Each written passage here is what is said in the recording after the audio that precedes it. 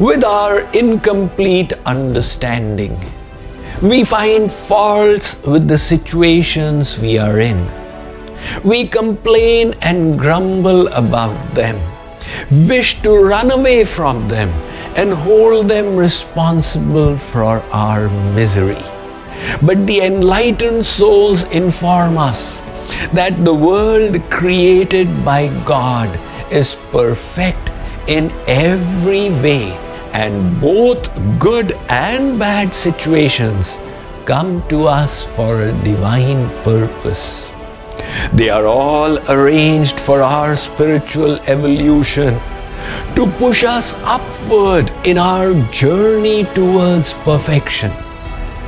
Those who understand this secret are never disturbed in difficult circumstances and are able to face them with serenity and tranquility.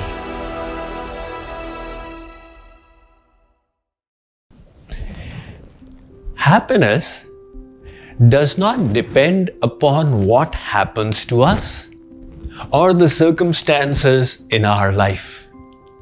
It is dependent upon the way we look at those circumstances. Let us take inspiration from the story of the lady with two daughters. The first one she married to a brick maker, and the second daughter she married to an umbrella seller. Now, whenever it was a lot of sunny days at a stretch, she would think about the second daughter. Oh my God, with all this sunny day, nobody will be buying their umbrellas, and she would become miserable. And whenever there was a lot of rain, she would think of her first daughter and wonder how would they make bricks in such a damp weather. Again, that thought would make her miserable. So either it was raining or it was not.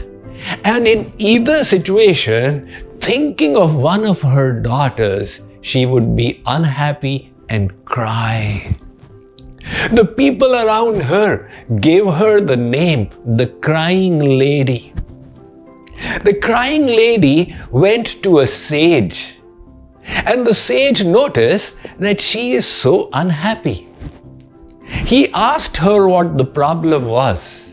When she revealed the situation with her two daughters, the sage explained with the wisdom of the scriptures, "Look, there's a little bit that's in your hands, and there is so much which is beyond your control. For that aspect of your life over which you do not have control, like the weather, it is best to just change your thoughts. So, dear lady, when it rains, do not think of your daughter who is married to the brick manufacturer. Think of the daughter who is married to the umbrella seller, and you will be happy. And when there is a lot of sunshine, you think of the other daughter. That's all you need to do." The lady got the sutra, the formula, the aphorism. Now, whenever it would rain heavily, she would think, "Oh, my second daughter's business must be thriving," and she would smile in joy. And whenever there was a lot of sunshine, she would think about her brick manufacturing daughter and think, "Wow, they must be making a lot of wonderful bricks." And again, she would smile in joy. The people around her, they saw her constantly smiling, and they changed her name to the Smiling Lady. The situation in her life remained the same, but the way she looked at it changed. It's said, "Drishti badalne se srishti badalti hai." When you change your perspective towards things, the way you experience happiness from them changes for you. You see, we all know that everybody's cup in life is half empty, but it is all full. And we have all heard about that advice on look at the half full but not the half empty portion. Some people say the person who's looking at half full is an idealist. But I would say that person is the realist. That person is looking at the substance, while those who are looking at the empty portion, they are contemplating on void, on nothingness. So which of these two is better? One husband and wife were newly married. They put all their savings into purchasing the new luxury car because of the husband's passion for good cars. The wife one day had gone for shopping, and some crazy driver hit her from behind for no fault of hers, and that completely collapsed the backside of the car. The lady got out of the car dazed but unscratched. She took a taxi and returned home and said, "My dear husband, I am so sorry. I have the worst news. I know your love for cars. I am sorry to tell you, I had this accident because of a crazy hit behind me, and the car is totally destroyed."